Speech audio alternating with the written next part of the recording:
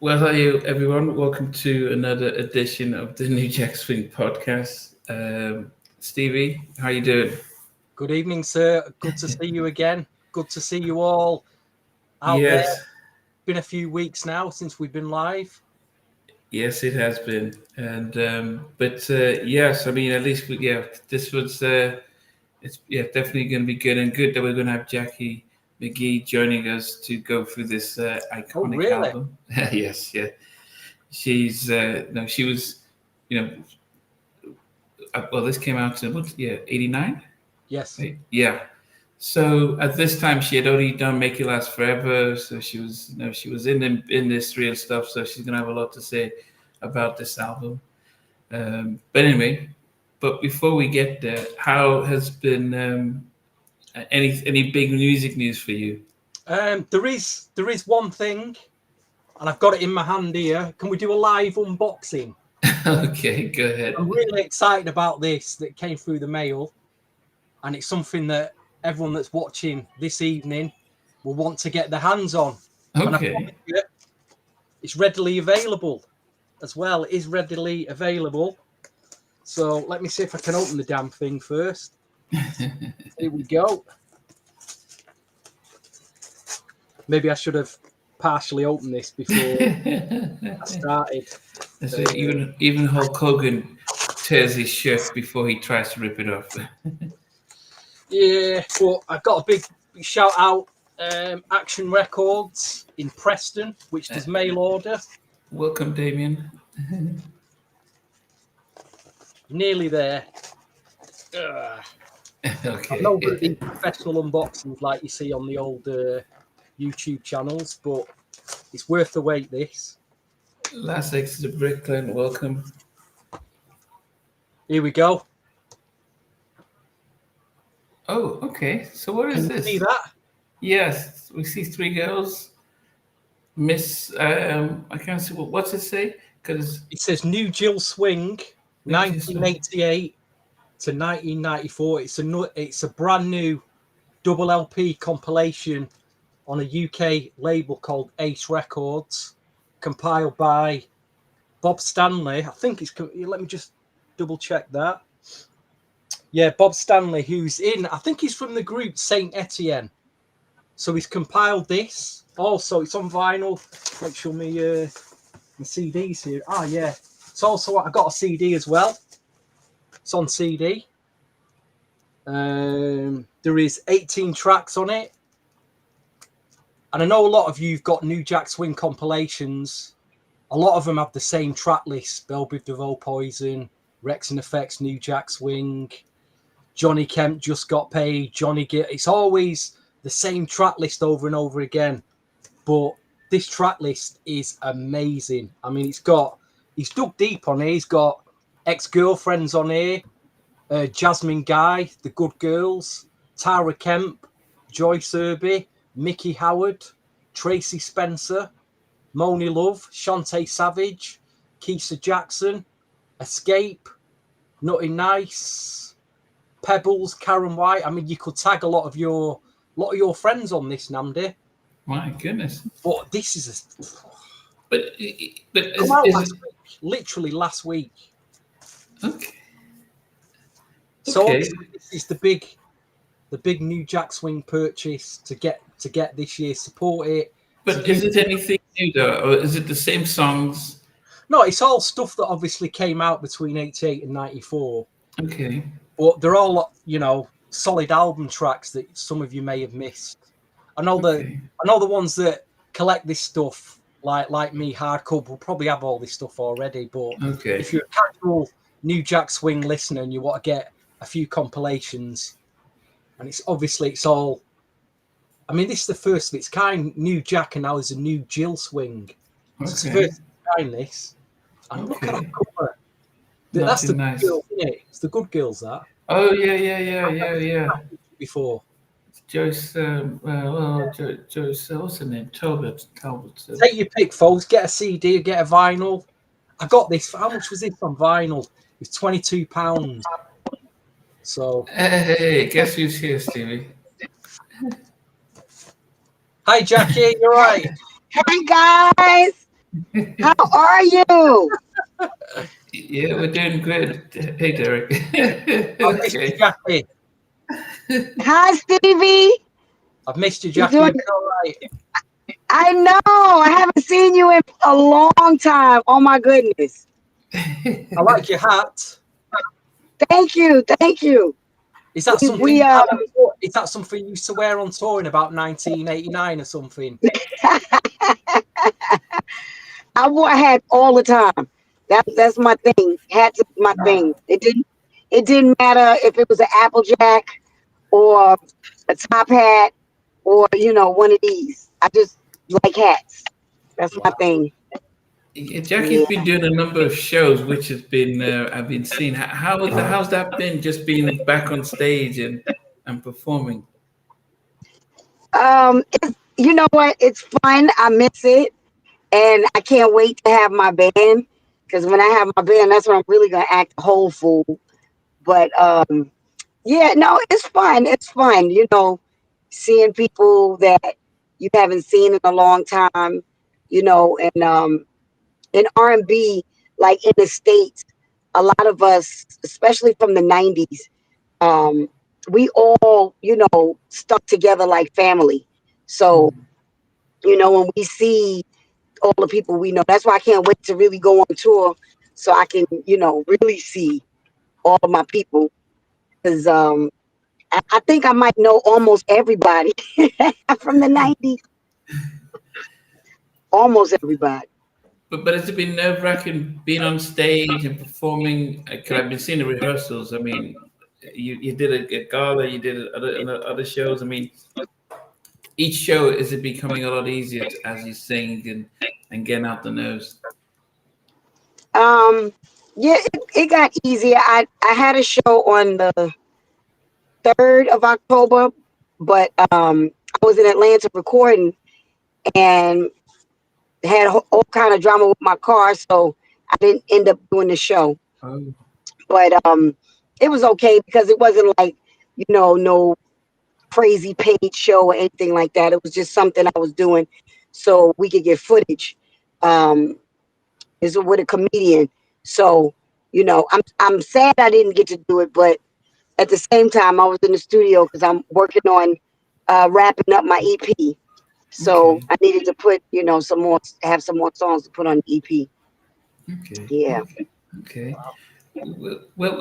I know a lot of people have come in to as we celebrate the Rhythm Nation album. But before we do that, it'd be always good just to get a roundup of any music news over the past week. Um, anything on Stevie? Any music news that you think of? Or anything new that's out? There's a Victoria Monet Deluxe edition that's been released with about 5 extra tracks, and there's a track on it called 1990s. So you want to check that out. Okay, okay. That's pretty interesting. Well, yeah, that's the big news this week. This compilation doesn't have Jackie McGee on it. It should be on here. But new Jill Swing, 1988 to 1994. Wow. What about you, Jackie? Any? I mean, both Stevie and I haven't been on IG for a long time. But any music news? Anything that's the fans should I'm hear trying. about? I'm trying to think. I'm like, who's coming out with something? Because when I'm on there, I'm always y'all know I post crazy stuff. So, I'm trying to think who came out with something that I was like, Have you okay, heard of, because I know have you that heard of Lucky like Day? Layla, huh? Yeah. Have you heard of an artist called Lucky Day? Lucky Day. Yes, yes. I've only just catching up with his new album, Algorithm. That is amazing. Incredible Oh, album. really? Yes. It's Wow. up there. I got, It's up there with Maxwell D'Angelo from the 90s. It's a very, very strong album. Really strong. oh, wow. It's got its own sound. It's a lot of live band playing in it. It's just a really good listen. Oh, yeah, I got to check that out. Definitely. Yeah, I got to check that out. Okay. Yeah, I know a lot of people are working on music. I do know a lot of artists that are working on music, like Dave Hollister, and I know Troop is working on something new. Ruffins put out. They re-released another song that I like a lot. If y'all go to Ruffins, the official Ruffins page, you'll see I'll check that they out. posted like a video from a song that they did that was on like a soundtrack, but they re-released it. That song is beautiful. I love the song. Okay. Yeah. Yeah, and I think yeah, and I guess just finally, I guess there's still. I saw you gave a very positive sort of message around, and when Diddy got arrested, we also gave a very neutral message about, look, um, there is, everyone's throwing stones, everyone's throwing stones without thinking about, well, what's in your closet, and it's the kind of stuff that I never like to see. I mean, I admired him as what he did when he was on point with Uptown and the whole Bad Boy stuff, and it's a disappointment what's happening now. I have no idea, but it is strange. Everyone's coming out and throwing stones, and then they're going to hide back, and when stuff comes out, so there is that thing about if be careful what you do, because you don't know when you're next. And so I just hope everyone just he's innocent to proven guilty, whatever it is. And but for R&B music and for what it represented and what he contributed, it's a disappointment that's what's going on. But it's a wait and see. I what I have to say for that is, because I know Sean, um, he wanted to A&R my record, and because I was on MTA, and Uptown was part of MTA, Universal, and he wanted to do my record, and Al Teller told him no. Al Teller was the president of the label. He told him no, can't mess with Jackie's, stuff. They wouldn't let nobody mess with me. Why, I don't know, but now I do. Um, I'll say this: no, we shouldn't be throwing stones, because nobody was speaking up until one person spoke up, and then the door was open, right? So where were y'all, when you should have been speaking up? That's what I will say. The other thing is, it's bigger than Puffy. You know what I'm saying? It's bigger than Sean. It's bigger than a lot of people. That's the forefront of R&B and hip hop. Is bigger than them. I will say that. Um, People that are in the industry that had big music deals know the truth, and they know what's behind all of that. And bottom line is, um, you sow a bad seed, you reap a bad harvest. So we have choice. I put it that way. We have choice to say yes or no. A lot of artists chase money, and with that money comes, the evil. So it's either you're gonna serve the Most High and be satisfied with what you get. Your little coins, go on your little vacations, do you, mind your business, take care of your family, have a little something when you die for your kids. Or you're gonna chase the big money. That's a whole different life, So people that have so much to say, um, and I say it from a sinful standpoint, we've done a lot in our lives. Who are we to say anything? If your house ain't in order, you don't have your stuff together, then you can't say something about somebody else, that whatever's coming out. So that's all I say, Okay.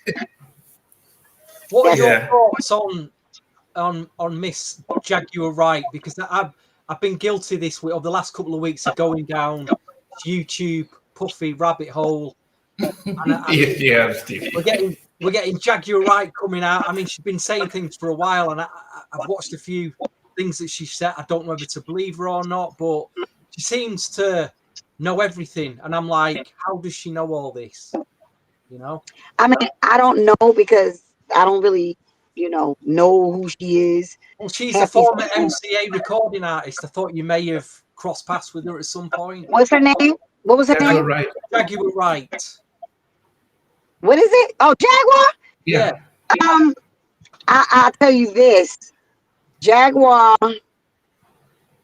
knows a lot because of the life that she led, Mhm. and she says that. You know, she saw a lot of the dark parts because she was in it. You know, um, a lot of the other stuff, basically, because she knows a lot. People are also, she's paying people to also speak up, and she says it. So the thing with her, I'm trying to figure out who's protecting her because a lot of stuff that she's saying, There could be allegedly, serious, like you say, serious repercussions for her. you're For what? right. And I can't say that a lot of it is a lie because I don't know. I wasn't there. I'm not going to say it happened, but because I wasn't there, I do know that there's parties, there's back rooms, there's the party when it's over and the other parties. Yeah, I do know that. And I also know if you're going to sell yourself out, you got to do certain things. So that's your choice. Everybody has choice. So you have a choice to go in that back room. You know what I'm saying? Mhm. You have a choice to open up. It's like if you know the dark web, the how to get on the dark web, which I have no idea. But if you know how to get on the dark web, you want to go on the dark web, you're going to see a whole bunch of things on the dark web, right? That you don't want to see. And you'll be like, oh my gosh, because you opened up this can of worms because you were being nosy and you wanted to go see what was in there. Um, there's a lot of artists that wanted to be famous. So, you have to sell yourself out to be famous. That's something I wouldn't do. I didn't want to do that. So when people say, why am I not so big and why am I not? Because I didn't want to do that. When Andre Harrell was managing me and he told me, I want to make you the queen of the ghetto, the queen of hip hop soul. I said, oh, hell no. No, that's not me. And if I ever thought what had to come along with that for me, oh, I definitely would have been like, hell no. Because, I don't get high. You know, I drank, but I wasn't like no cocaine person or a weed person. I smoke weed and I got paranoid and just like, take me to the hospital. So that ain't me. You know, um, that life just wasn't me. You know what I mean? Like I was the one at the parties that would tell my friends, okay, y'all got an hour in here. Make your way around, or we go into VIP, we do whatever, and we out. I knew when to say no and to get out. I didn't want to be, yeah, I've been in at stuff that it was shootouts with when I was with um Teddy and them, with Guy Blackstreet. We was at a Blackstreet party. Shootout started there. Another shootout. Like it was always a shootout. It was always a damn shootout. And so I mean, like I said, it's a dark part of this. Mm, Definitely, yeah. definitely. Well, I mean, as I said, we'll wait. We'll wait and see. And as I said, it's definitely a sad thing, but we'll definitely wait and see what the outcome is. You're being very diplomatic there, Nam. Well, Very diplomatic. I'll be honest because I worked briefly at Edmunds Entertainment, and while I was working there, I went to a number of parties just in that short time I was working there. I've seen Puff at parties, Mike Tyson, Faith Evans. I've seen all these people, Tracy Ellis Ross, all you just going to parties. But one of the things that I knew was happening was that if somebody approached me to say, "Do you want to make it to the next level?"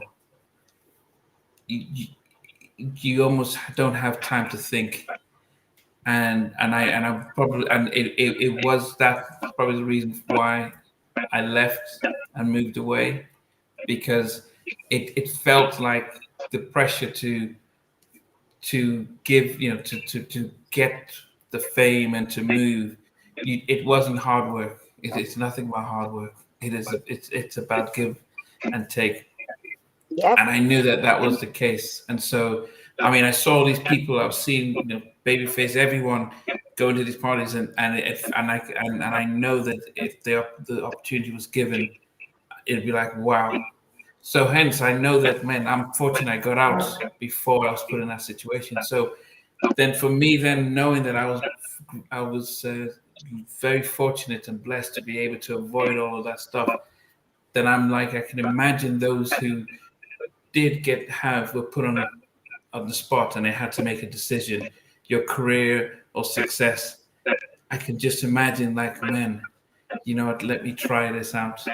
And so I can feel sorry for a lot of people. And yeah, and because I don't know all the stuff, so I don't, yeah, that's why I'm very, very much of a, yeah, anyone would most people would do anything for success, and you won't go in thinking about that. But once you're put in the spot, because I said I was there, I was seeing all this stuff, and I knew that I was very vulnerable, just because I knew how much I wanted to be in the industry, and getting in there, and if they're saying, "Yep," I probably would have. I don't know.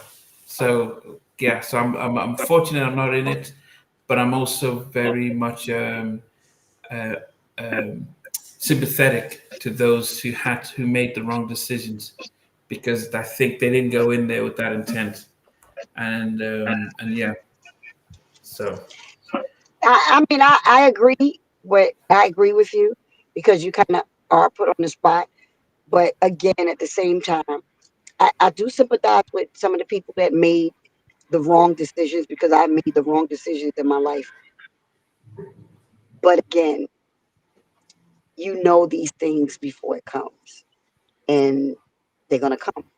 So you have a choice, and it's just how big you wanna, like you said, you move on to the next level, and it's just how much does this matter to you? You know what I mean? To be big. And I always said, for some reason, I used to tell my best friend all the time, I don't want to lose no family members because I used to see people losing family members and then they would blow up. And I was like, what is that? And I used to say that. I'm not losing my family member to be famous. F that. No, no. And never knew what the hell I was talking about, but I would just say it. So, and then I started to understand it later, really more so in the last couple of years, like since maybe 2019, when my eyes were open more um, to the darker part of the music industry. I'm like, wait a minute. Oh shoot. I'm glad I wasn't in that. You know, I could have easily been in that. So I just feel bad for everybody that's in it. I feel bad for Puff because even, at the end of the day, all the stuff that he has done, he has a background from his childhood. Everybody has that background from their childhood that pushed them towards this. You know what I'm saying? So I I feel bad for him on that part, on that level. yeah. So Yeah, I mean, as I said, anyone we've spoken to, from Eddie F to Jimmy to even Rodney Jerk, anyone who talks about him from the musical genius, from the guy yes, who just looked at everything and took things to another level. Most of them didn't go to the parties and stuff, so they saw the hardworking guy. They saw the guy who, when he left Uptown, the morale in Uptown was like, oh, we've lost our Michael Jordan kind of stuff, and the whole label went down while he blew up, and then hence Andre just moved up to Motown. Like, what have I just done? So people who saw that part of him right. talk about the genius side. Most of them weren't at the parties. Most of them didn't do that. They didn't go to that side because they didn't get to that level. He was just blowing up and leaving it behind. So a lot of things have come out now. I mean, back in 2002, when I was at in the industry, I heard about all this stuff. So it was not. It's funny because the public had heard about it, but if you were in the industry, all that stuff was known. But yeah, but as I said, it's to me, as I said, it's no different from R. Kelly, no different when they did with Bill Cosby. Um, it's the fact that these are giants of the black entertainment industry who've done so much to elevate the art and the culture, and unfortunately there's a side of them that seems to pull them back, and so we just wait and see. But I feel like it's a quarter of the industry about to fall off in the next 6 months because of this. Even half the industry, that these big names are all just going to come tumbling down. It's almost like a cliff edge at the moment. I agree, Stevie. I agree. Very concerning. Very concerning. yeah. And I agree. I agree because, like I said, it's deeper and bigger than people know. And the one thing that Puff is very smart with, he got videos, and I really feel bad for our our R&B and hip hop community because we got robbed. In the industry, we got robbed, and all you got to do is think about the people that own the companies.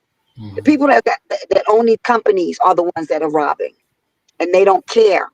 And if you piss them off, then all of a sudden you're crazy, or you set up. Now all your shit come out. Excuse my mouth, but all your stuff comes out. Like they didn't see you doing this before. They wasn't part of it. They weren't, telling you about these parties. This is what I'm saying. So it's gonna be a big mess for R&B and hip hop music. I really believe it's gonna be a big mess. Yeah, but you're right. I mean, the moment he took on D'Angelo about the Ciroc, and that got settled, then things turned around. The moment, I think the same time with Kanye saying about talking about getting out of his record deal and exposing the whole industry stuff, then he became, things just changed for him. I think the same thing with R. Kelly not wanting to sell his publishing. So I'm not saying that they were innocent. It's just saying that everyone kind of enabled and knew what was going on. But you turn on them, it's like, oh, we're going to show you. Right. And then they start coming and they come after you. And either they silence you or they take what you thought they're trying to say, who do you think you are? Like almost like the mafia kind of situation. So as you said, it's everything. I think I listened to Charlemagne saying about Michael Jackson became the most powerful person in the entertainment industry, where Sony paid $500 million just to get to merge with half of his publishing. He became that big, and then they took him out, and then they were able to get his publishing, but he owned half of Sony Publishing, which was the biggest in the world, and that became too powerful. And when he spoke about it, they came after him. And so there's a lot of things that we as fans from the outside we don't really see, but the people in the circle know what's going on and stuff. And so hence with this Puffy stuff, there's probably the fact it's come out now. It's not just coincidence. It's not just everything is like, okay, everything's time and stuff. So we wait and see. So it's interesting you just mentioned Michael Jackson there, Namdi, because that nicely segues into our main theme tonight of her he had a sister that was quite talented as well. Do you want to say who it is? Yeah, there's some that actually think, and actually I heard Jimmy Jam say this. He said that this album, when Michael heard this, he thought this should have been the album he did, and actually he started to chase this sound and was never satisfied until he got it. And I thought that, to me, that was the sort of I won't say his downfall, but I thought his music suffered because he was trying to chase this type of album. He wanted the concept, the military stuff. He wanted the sound and the whole Rhythm Nation, whole vibe. And he started to move away from the R&B and that smooth part. But it could be interesting for you, Jackie, to give you, as an artist around the time when this album came out, what were your thoughts about the album? Because we're going to go through and rank what our top 10 favorite songs on the album. But what's your overall impression of Rhythm Nation 18? Is it 1894? 18, 18. isn't it 1814? What is it? 1814, right? Okay, yeah. Is it 18? It's 1814. 1840, yeah. Um, when the 1814 album came out, the Rhythm Nation, Janet, I always, we looked at Janet as Michael's little baby sister, always, and what was the name of the album that came before this? That was the one with Control, Control, right? yeah, that's probably Right. my favorite Janet album. Yeah. Yeah. I felt like that was Janet's coming out, that whole coming out thing for her, not being Michael Jackson's baby little sister no more. Like she's like, I'm growing up. I'm not the little chubby cheek little girl that y'all saw on television. Now I'm coming into my own. And I thought that Jimmy Jam and Terry Lewis did a phenomenal job with her. And when this Rhythm Nation album came out, bananas, bananas, bananas. And Chucky Booker was actually a musical director for on the Rhythm Nation tour. And I know he opened for her, and then he was, her musical director too. I thought that was brilliant. That was a brilliant move. But for Janet, I thought this was this is my growing up album. Like she went from Control to Rhythm Nation, and it's like I'm taking my stance. This is where I stand. This is where my power in the music comes from. I always thought that Timmy and Terry Lewis and Jimmy Jam, who I love, good guys, really good guys. I really thought that they created, one of the best sounds for her. I know that you can hear a lot of their stuff, and you hear little stuff that might sound like a Janet song. You know what I mean? Because they had their flavor. Like when you hear a Babyface song, it's Babyface, it's LA and Babyface. Yeah. Same thing with Terry and Jimmy. When you hear a song, it's Terry and Jimmy. Like when you hear the Force MDs, what's the song? Tender Love. Yeah. That's Terry and Jimmy. And then when you go to some of Janet's ballads, you hear it. But I thought that they did a brilliant job on this Rhythm Nation record. And I thought this was her growing up album. But go ahead, y'all say what y'all got. What about you, Stevie? What was your thoughts on Rhythm Nation? Hey, Hawk. I felt like Jackie was saying there, Jam and Lewis, in terms of production on this album, they threw the absolute kitchen sink at it. In terms of the sound, the drums, the melodies. There were sounds in this album that I'd never heard before on anything. That's how far ahead this album was. I felt it was up there with Teddy Riley's work, if not better. I even feel this is it's a better album than MJ Dangerous. I felt for me, Michael Jackson's Dangerous was half an album. That's controversial saying that, but in terms of the way this album segued from start to finish, the themes, it's just an incredible listen. I seen the Rhythm Nation tour at Birmingham in I think it was 1990. She came over. In fact, she was in the UK this week, just gone. She's just been in the UK. She's doing the what is it? The Together Again tour, is it? I can't remember the name of the tour, but people were saying, where are you going to go? Where are you going to go to the gig? And I had a few things on my mind thinking, well, I seen her at a peak.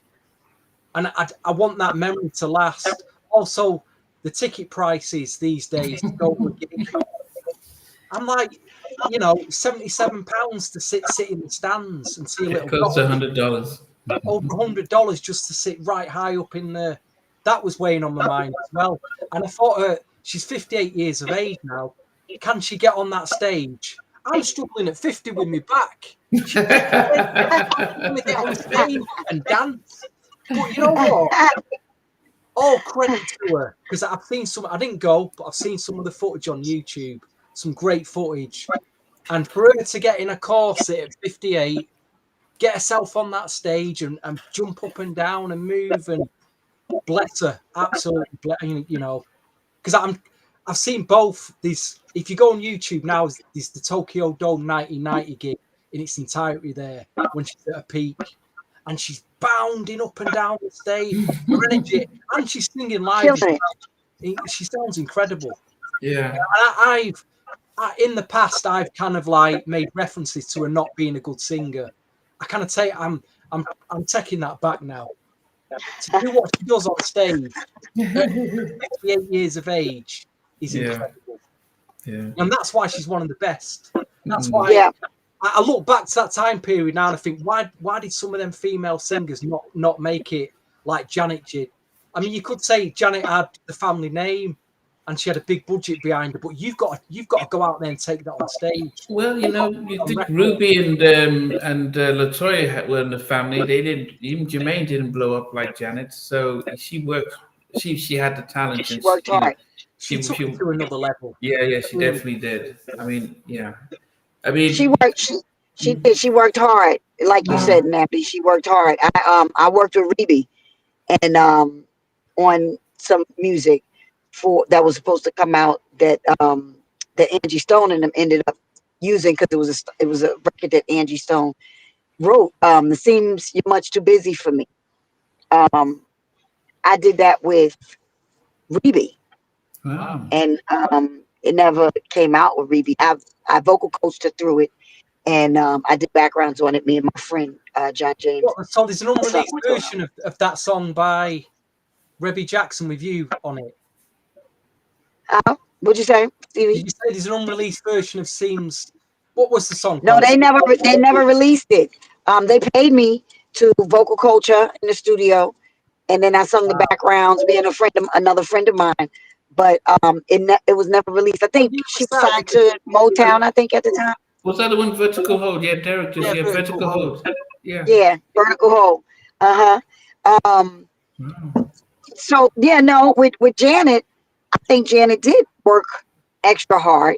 And like you said, Stevie, because I saw her, I was on stage when I was singing with Toto. She was in I think it was Amsterdam or Rotterdam. We were in one of them, and Janet was the night before us, and I was singing with Toto then. So I called Chucky and I was like, "Oh, I want to go to the show. I want to see Janet." So he called Renee, and Renee took us on stage. We watched it, me and my girlfriend Jenny that sung with Toto. We watched the show from the stage. Janet killed it. And yes, Stevie, she's slower, a little slower now at 58, because I will be 58 this month, most high willing, the end of this month. So hell yeah, we get slow, because I'm like you, the back, everything start aching and whatever. So when I see her, and I know how bananas she was when she was younger, and we were the same age, and I remember how bananas I was, but she had way more stamina, even though vocally, Janet might not have been the best vocalist. You know, she's not no Mahalia Jackson, no Aretha Franklin, no none of that. But she was Janet, and she carried what she did the best way she could, and she's still doing it. So I give her like all the credit. Janet is like one of my favorites. You know, she's definitely. I've seen her live maybe 3 times, and that's my girl. Formula for a Janet record, and I'd put Madonna into this as well. It's like you fuse pop, you fuse funk, and you fuse dance, like a dance groove. You put that all into one record. You've got Janet Jackson. That is her formula. That is what works so well, and you've got it on the Control album, and you've got it on this Rhythm Nation album as well, which we will get into track by track. Yeah, I felt that was her formula that worked so well. You know, the pop groove. I you know, it works so well for her. I love it. Yeah. Unlike you guys, I never liked this album. It was the no, I didn't like the drumming, the whole military stuff. It was just, it wasn't as soft, and Yeah, I mean, I remember Janet on Good Times. Was it Good Times or Different Strokes? Was Yeah, it Different Strokes? good times, good Yeah, Good Times times. and Different Strokes. Yeah, And I think she was on Different Strokes a couple of times. Yeah. yeah, she was there with Todd Bridges. Yeah, so and I love Control. I love that element. But when this album came out, I couldn't, because when I interviewed Chucky and he talked about the tour and how the effect, and I saw the Janet documentary, and I realized the album had such an impact on the community. People loved the fact that it was talking about injustice and stuff. So I didn't understand that part of it. I just didn't like the hard edge, the kind of drums and the hard edge of the album. I tend to like a little softer type of stuff. So I never really appreciated it, and actually, it was probably my least favorite that she's ever put out. So it was a challenge Wow. to find there's 12 songs with the interlude, 12 songs, and so there were two or three that I was like, yep, I love these songs, and the rest I'm like, okay, I think I like this less than this, and I just managed to squeeze things around. Nothing taken away from Janet, because I think, as I mentioned, she is the pressure of being Michael's little sister and to have her own identity and to hold it down, for that long, for this long, is nothing but a miracle. Being the last born of the Jacksons, and her first three albums didn't really, the one her dad did, didn't really do well, and until she made the decision to go with Jimmy and Terry and curve out an identity for herself. And I think probably maybe the Control album was probably not the Control, the Rhythm Nation album was one of the reasons probably why I kept forgetting how good Jimmy and Terry are, because every time I hear Jimmy and Terry, I'm thinking Janet and I'm thinking Rhythm Nation, and I'm like, oh yeah, I don't really like what they did with Janet, and I forget about all the soulful stuff that they've been doing with SOS Band and Alexander O'Neill and countless others. So hence, this album always reminds me of, the part that I didn't like. But we're going to appreciate it. It's an iconic album. It was an iconic tour, and she deserves a lot of praise for what she's done. So my controversial statement is over. Well, there are 12 songs, Stevie, so we might as well just do 12 to 1. Because I've only wrote down 10. I've left. You left 2 10 to 1. Okay. Well, Did you manage to get 10 tracks wrote down, Jackie? I don't know if you've had time. You know what? I was fighting. Oh my gosh, I'm not gonna lie. I was fighting after the first, I think. Wait, let me see. It's really difficult. I was fighting after 8. The other two, I was like, but the 8, I mean, even in that 8, I was like, by the time I got to 5, I was like, okay, wait, let me think about this. Yeah, I was fighting. Yeah, that means you guys also agree with me.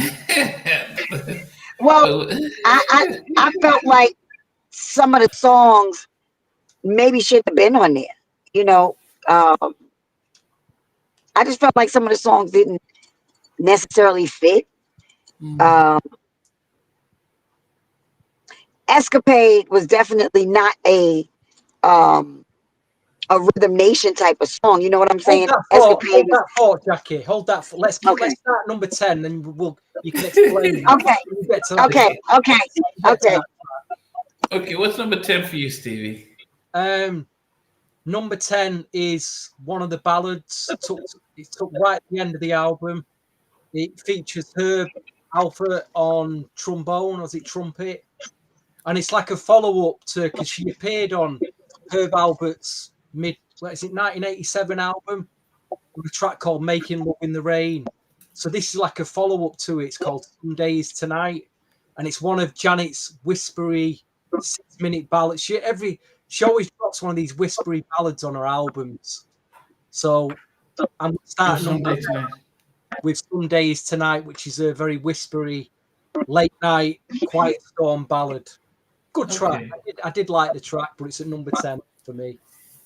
Okay. Yeah, that was number 11 for me. So it was number 11. Derek said I miss you much at number 10. Yeah, my number 10 was I didn't like her ballads, but number 10 was Lonely. I thought it was okay. I just did put me to sleep, but it was Wow. it was number 10. As I said, I struggled. I think there was three songs that I know that okay, these were cool, but yeah, Lonely was at the bottom. I mean, At for least yourself, it's top 10. At least it's in there. it's in there. Yes, it's in there. What about you, Jack? I mean, if you had your 10th least favorite, 10th favorite song on the album, what would number 10 be? The two songs that y'all said didn't even make it for me. Wow. Okay. Wow. No, wait, that's a lie. That's a lie. I take that back. One of them did. My number 10 song for that album was The Skin Game. That was number 10 for me. The Skin Game. Which one? That was, hold on a minute. That was a B-side of Come Back to Me. We know you can use it because you left it off the album. You did leave it off the album. What? It was a B-side. Right. Can we use it? Yeah, we can use that. It was recorded at the same time. Oh man, I was trying. I was reaching. Oh, you've dig deep there. I mean, Yeah, well, okay. I was reaching. I was like, okay. wow. Oh goodness, yeah. Damon says 7 top 5 Billboard hits. Now, the album had some tracks. Okay, Steve, what's your number 9? Again, just a good evening to everyone there's a load of comments down here that some viewers won't be able to see, but thank you all for tuning in tonight. Big shout to anybody who's watching, listening. Number 9, again, it's another ballad. What was that? What was a big ballad on the Control album? Because again, it's kind of a follow-up to that. Let's wait a while. Let's wait a while. Yeah. I felt again this was like a follow-up to it. Come Back to Me is at number 9, which was a single. I think they released like 7 or 8 singles off this album, and that was one of the singles. It's a good track. It's a very good track. Yeah. It's number 9 for me. Yeah, that was also nice guitar in it as well. A very nice, really good guitar part in it. That classic Jam and Lewis melody that you get on a lot of the ballads that they did over the years for Alexander O'Neill, and it's all there. It's got it all there. Yeah, that was number 9 for me. Come Back to Me. Yeah, I mean, it was funny because I'm listening to this album and there's some elements of Johnny Gill. Love You the Right Way, Rub You the Right Way. Yes. Some New Edition type of vibe going on in there. So Come Back to Me was, I listened, I think, this could have been Ralph singing this. But yeah, that was number 9 for me. Wow, y'all. I thought it'd been higher that for you, Namdi. That's mean. I thought it'd been higher for you, Namdi. No. Right. Me too. Okay, my number 9 was is Lonely. Wow. That's my number 9. You two don't rate that track at all then. Yeah, I mean, it was sleepy. Some of them just don't move. They just didn't move me like that. You know what I mean? I can't explain it. Yeah, I'm like, it's fun. Yeah. I can understand. As I said, I had number 10, so I can understand. yeah, I had it 9. Stevie, number 8 for you. Number 8, how did you describe it before? This album was too kind of. The best word I can describe this track is industrial, and it's the title track of the album, Rhythm Nation. I do like the track, but the others I like much more better. It's quite. I think I have to be in a certain mood to listen to it. It samples Sly and the Family Stone. It's got one of their big funk samples running through it, but I do like the track. I mean, it's a great video, the uniform and everything, and she's stomping around doing all them moves.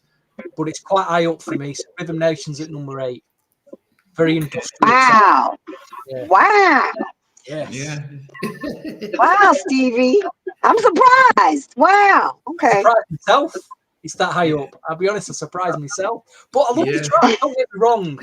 Number 8 don't mean I don't like it. I'd say from 8 to 1 now, any of these tracks would have been number 1. I rate all from 8 to 1 now. They're all my favourite tracks from this album. That's very interesting because when I look at my number 8, I left it out. Then I thought, yeah, actually there are elements of it that I didn't mind. And Ribbon Nation was number 8 for me. Wow. Yeah.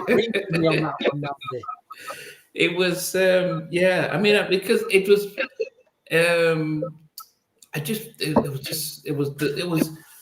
the programming was beats and drum, just hardcore and stuff. And I think it's a good video, the whole military stuff. But yeah, Derek even agreed with number 8, Ribbon Nation. It was a useful song, but it doesn't. Yeah, I can't listen to it and really enjoy it. But I enjoyed the fact that it was a good video and it was a good launch album stuff. Yes. Okay, Jackie. I expected it from you, Namdi. I expected that from you. I didn't expect that from Stevie. Yeah, Stevie was like, it's a high album. So I'm like, wait, Stevie, you put that one down there at number 8. Okay. So number 8 for me would be what is it? State of the World. State of the World. Wow. State of the World was number 8 for me because I feel like that song is like how y'all feel about Rhythm Nation. That's what I felt for State of the World. Okay. Because I was like, okay, that for me. Okay. That's interesting. Okay. Stevie, what goes number 7 for you? I'm just double checking the credits on the CD of this album. Hold on, it's here somewhere. And it's got on this the track that I picked. At what number are we on? Number 7. Right. 7. Right. Yeah. It's got It says Finger Snaps. They didn't use his vocal in it. They used his finger. Johnny Gill on Finger Snaps. Oh my gosh. What the heck? That's how you just get money. That's how you just make money for no reason. You got Johnny Gill on Finger Snaps. He must have been in the studio he must have walked in the studio that afternoon, seen a recording, and thought, right, I'll probably jump on this with me. Right. Bit of but how do you get credit for that?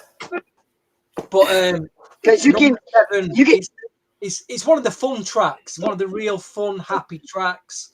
I love it. It's Escapade. Wow. Good Stevie. Okay. Dun, fun, poppy. But I love the video as well. I think they're at a fairground, aren't they, in the video? And this place, the fairground, and she's got a nice outfit on, and and it's a very happy, feel-good pop track.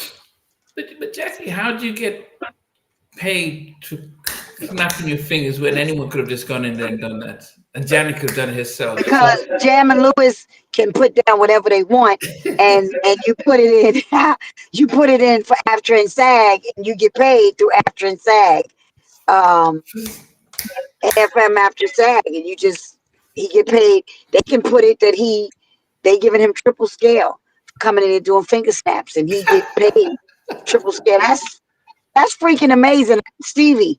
I never knew that Johnny Gill did damn finger snaps on Escapade. To the credits, I've dug my CD out, which I haven't dug it out for about 20 years. Well, I think we are all entitled to some cash because we've been popping out there going fingers for a long time.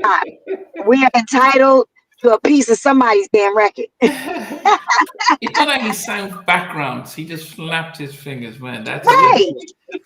Wow. Maybe they were thanking him for giving him for Motown, for getting Motown to pay them for doing the Johnny Gill album, because they did a big chunk of that album. So they probably would give him just like, thanks for hooking us up. Looking out. Yeah. So, right. Thanks for looking out. Yeah. Okay. Finger snaps. Okay. So my number 7 was Living in a World. I didn't mind this. In fact, it did sound like a New Edition track as well.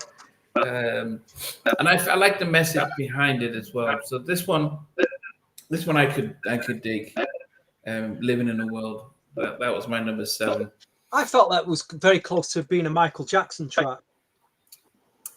Yeah, I mean it was, but I think it was better than the Heal the World. Probably not nowhere near like Man in the Mirror, but she wanted that's her version of that type of stuff, which wasn't too bad. Derek, you need to be red carded with that number 7. Goodness. Okay, all right at number 7. He needs to be red carded. Yeah, Jackie, what about you? What what was your number 7? My number 7 is The Knowledge. Wow. Okay, wow. Wow. Goodness. Well, the song that you just said, Namdi, I don't even remember that song. I'm like, what song was that? Oh my gosh. You had little kids in the back. It was that kind of it was yeah. She was talking about living in the world and all the injustice and stuff. Okay, The Look, Knowledge. Wow. I think we're going the opposite with Jackie, but The Knowledge. Okay. Stevie, what's your number 6? Number 6. This was more of like a mid-tempo, but it had again a lot of classic Jam and Lewis melody changes. Again, I love this record, and I'm like, it's killing me to be at number 6. Love Will Never Do Without You. Okay. wow. Very, very pop, We very both said, but strong, very strong record. I thought at the time. Love will never do. Again, that's the Janet Jackson that I know. It's got all the elements of what I saw yeah. Janet Jackson record with. It's a fun again. It's another fun record. So yeah. Number 6 could have been Number higher. 6. It's number 6.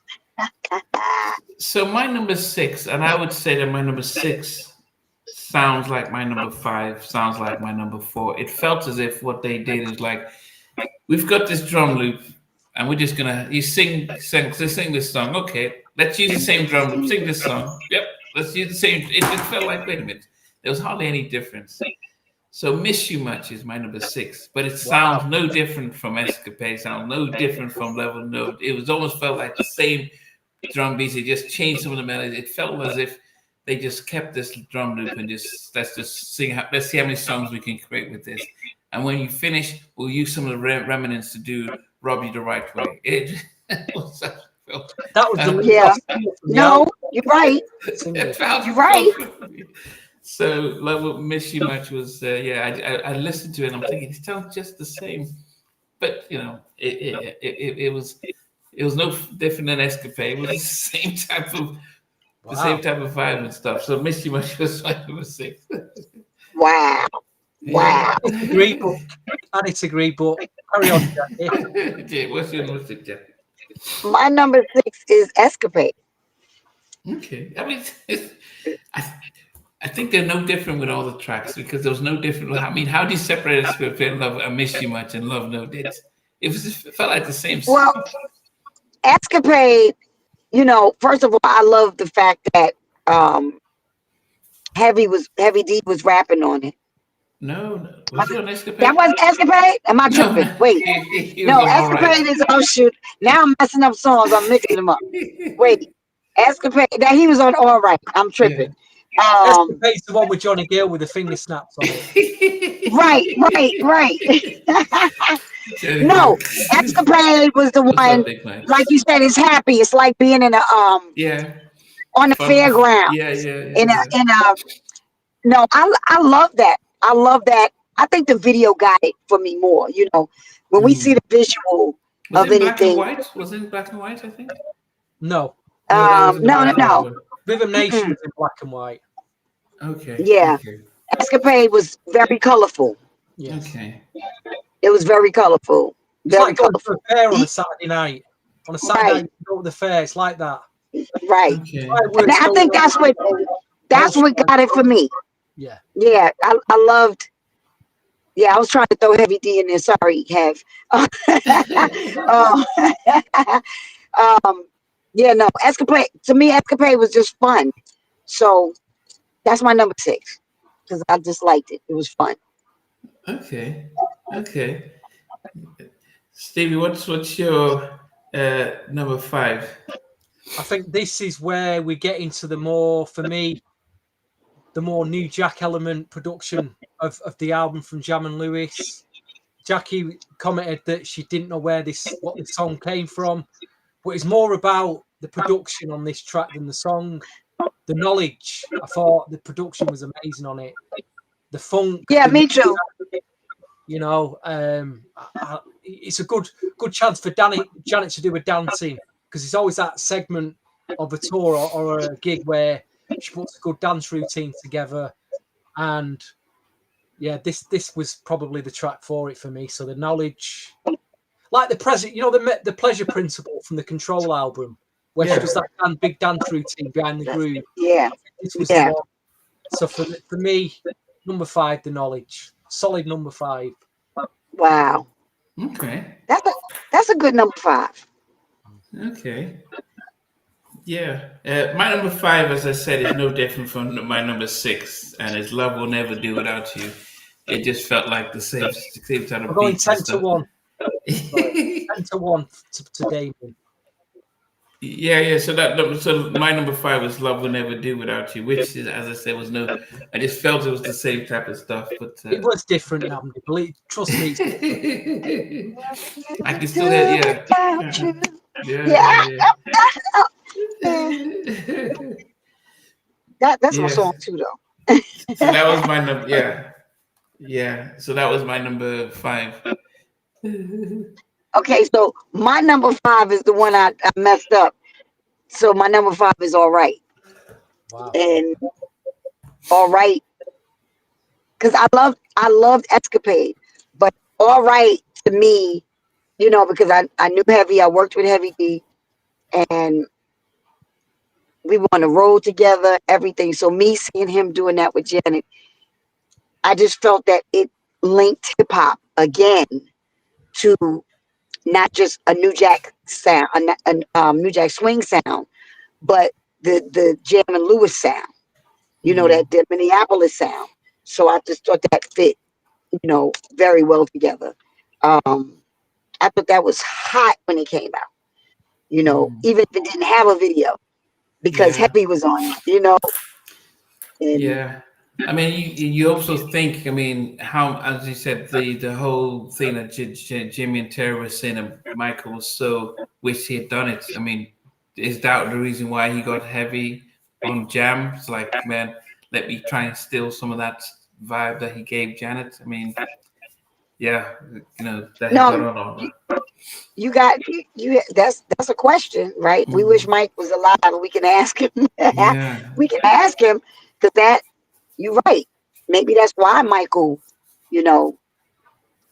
tried to do a lot of the stuff but that wasn't a sound for him. You know what I mean? That was Janet's sound. It was, yeah. Because I wasn't a big fan. I have to be careful as I'm saying. History, the album, I wasn't a big fan of History, because he went with Jimmy and Terry, tried to get that sound, and it just didn't scream, it just didn't fit. And Teddy ran away, because what happens with Mike, you spend 2.5 years giving him songs, and then he just picks 3 or 4, and then you can't produce anyone else. So I think, who was it? Rodney was saying it. Yeah, the reason when Michael came back to do History, Teddy says, "Sorry, I'm doing Blackstreet. I can't just sit down and start making tracks." And so, yeah, that's why he wasn't on History, because Blackstreet, he was doing the Blackstreet stuff. So anyway, Stevie, what number are we on? Because Number 4 now. Number 4. Okay. All right, mate. Number 4 for me. Believe it or not. Wow. It was an epic video. It was a cinema-esque. I suppose it was like Michael Jackson's Remember the Time moment. This was Janet's moment in All Right. But it's a great record. It could have been number 1. If it was number 2, I can understand if it could be number 1. But when it's number 5, that doesn't make sense. It's a number 4. It's a number 4. Listen, it's probably, for me, there's 3 new, really outstanding New Jack type records on this album, and that is one of them. Wow. I love the remix as well. I think the remixes took it to a bit of a higher level as well. The remixes were really good, but Yeah, they were. it's a great record. So both Damien and Big Mike went to see Janet in Birmingham, and they said both of them went to see Janet in Birmingham, and says went to see Janet. The show and production was amazing. Wow. Janet truly deserves her flowers. She certainly does. And Damien was there too. Can you just imagine? I mean, goodness. Yeah, I mean it would have been. I guess if you've never seen her, it would have probably been good to be able to see. Okay, so you guys have Right. Okay. Yes, yeah. Rest in peace, Frankie Beverly. My number 4 was Escapade. So this was, yeah. I've just been seeing the videos. So Yeah, as man. much as the videos were different, the videos were different and stuff like that. But it's still, it was very hard. As I said, I put the 3 tracks together because they were very similar to me, and it was just the tops of the coin. Which did I prefer most of it? And I think the Escapade was a little like Liberian Girl type of, it's a little element of that. So Escapade number 4, not much to say about it. Oh wow. I think Wow. my top 3 are I think okay, this is it. So yeah, these were like if I had to rate songs, I'll just put them here and there. So that was number 4 for me. What's your 4, Jackie? I don't know, Stevie. I'm scared of name these number 1, 2, and 3. I'm terrified because I'm like, well, what could be your number? You didn't even like the record. We want to know. My number 4 is "Come Back to Me."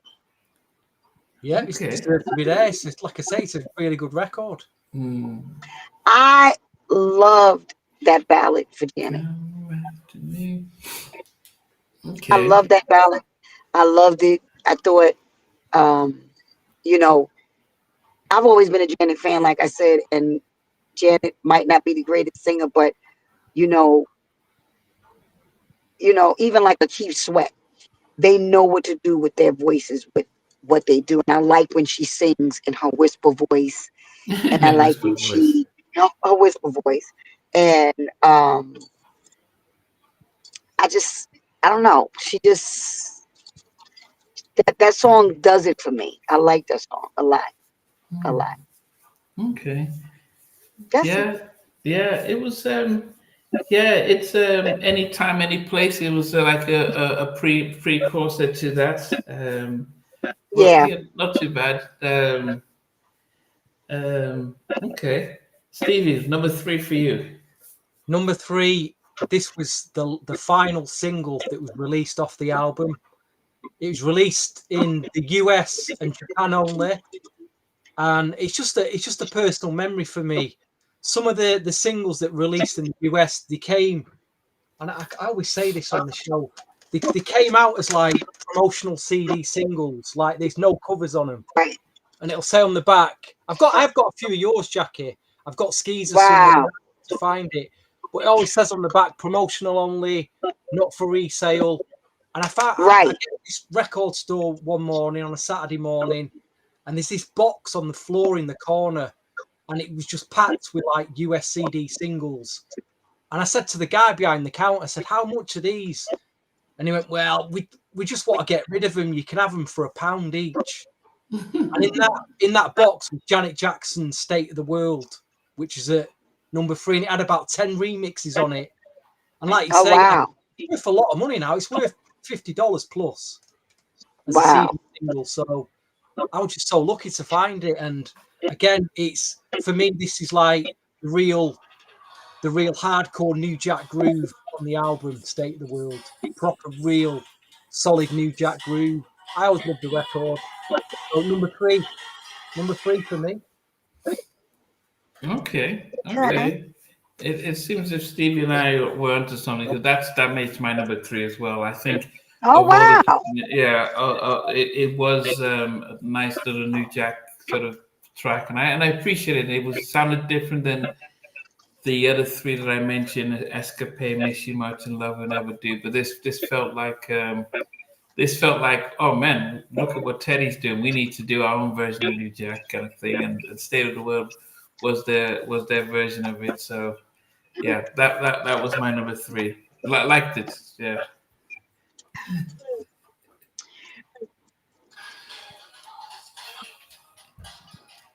What about you, Jackie? You're number 3.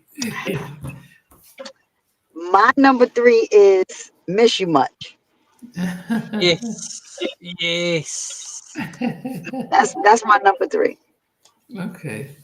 I think it's And the I know, lyrics. wait, Stevie was saying something about, or was it you, Nambi, that was saying "Miss You Much" remind you of? Who was saying it reminded them of another record? Which one was it? Um, No, I just mentioned how Escapade, Miss You Much, and Love Will Never Do. I just felt the drumming, programming were all very similar. Just the lyrics changed. Um, yeah, yeah. No, I mean, I agreed with I agree with you on that.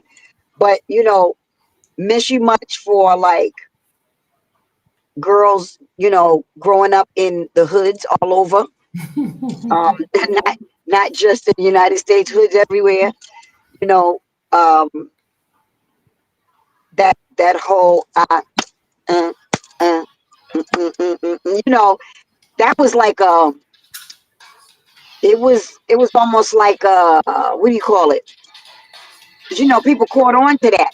So the little girls would be doing that. The whole "I miss you much" thing. We didn't have IG and none of that then. So you would see the girls do it outside,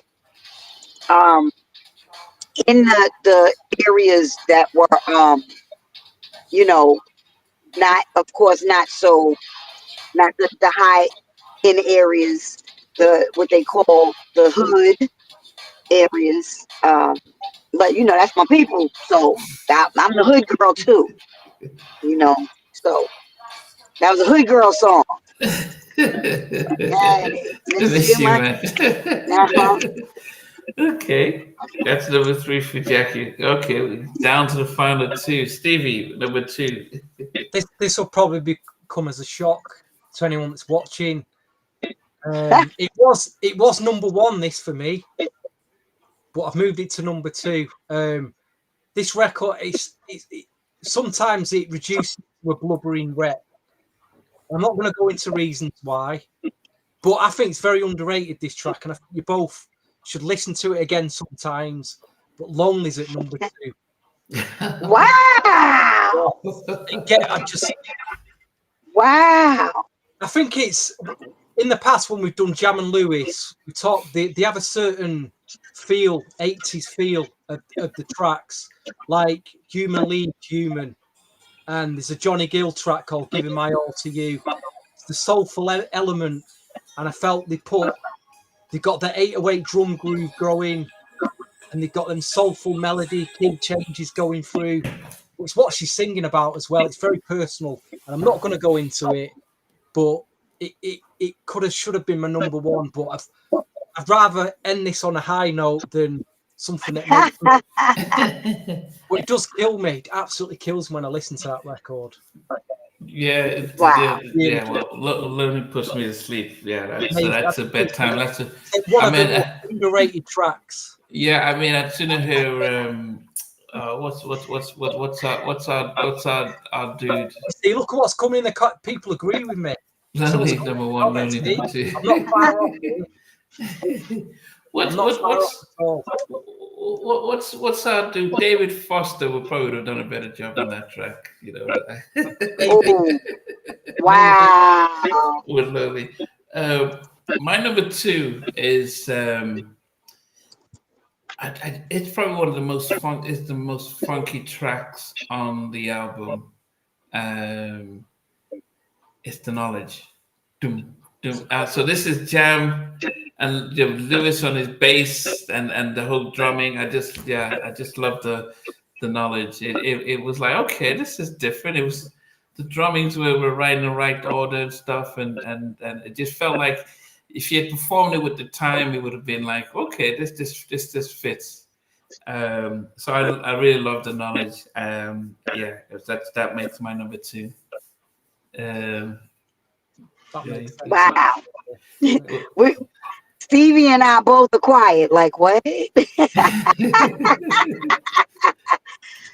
Wow. That's a different number 2. Okay. Yeah, the knowledge. So Jeremy was saying, Jackie, that love my Jackie CDs and remixes. She was doing house in the early 90s when artists were afraid of going there. What, doing house music? Yeah. I think, yeah, because I got something on one of them records. One of my records is the house sounding song. Um, Thank you to whoever that is. Thank you. Thank you. Jeremy. Thank you, Jeremy. Thank you, Jeremy. Thank you, love. So y'all waiting for my number 2? Your number 2, yes. My number 2 is Rhythm Nation. Wow, got that Big right. record. It's a big record, you know. That's my number 2 because I thought that at the time. So you got your little people that's into God. Then you got your people that's into steampunk. Then you got your people that's into whatever. And when she came with that record, it was a very, very military. Mm. I thought like Black Hitler, Mm. but a female. And I was like, but not the bad part of Hitler. Mm. Was there a good side to Hitler? You know what? I guess like a Black I'll say- Panther type of Let's thing. move on from there. You don't have to answer that one, Jackie. No, I know what I would say to that one is the same way it's a story behind Puffy, it's a story behind Hitler too. But we're gonna leave that alone because y'all know I'm controversial. Y'all already know that. So that's my number 2. Rhythm Nation. Strong, it's a Rhythm strong Nation. choice. When that song came out in the album, what was the reaction in the States? How did people see, was there a controversy when she came out and what she was singing about? Do people appreciate it? Because I'm just Yeah, they thinking, did. okay. No, they did because she was like bigotry, the whatever, she's saying all stuff, and everybody was like, really at that point, it was like people wanted to be that liberal part. People wanted to come out. They wanted to be whatever they want to be, Mm. So you're like, oh, somebody's speaking on our behalf, Mm. The one part I can say that I wouldn't say I agree with. I don't agree with we can do whatever the hell we want to do. I do not agree with that. Mm. But but I love the fact that it came off very Black military, sister, almost like a Black Panther movement. Yeah. I felt that, and that's why I liked Rhythm Nation so much. And then of course I saw her perform it like I don't know how many times live.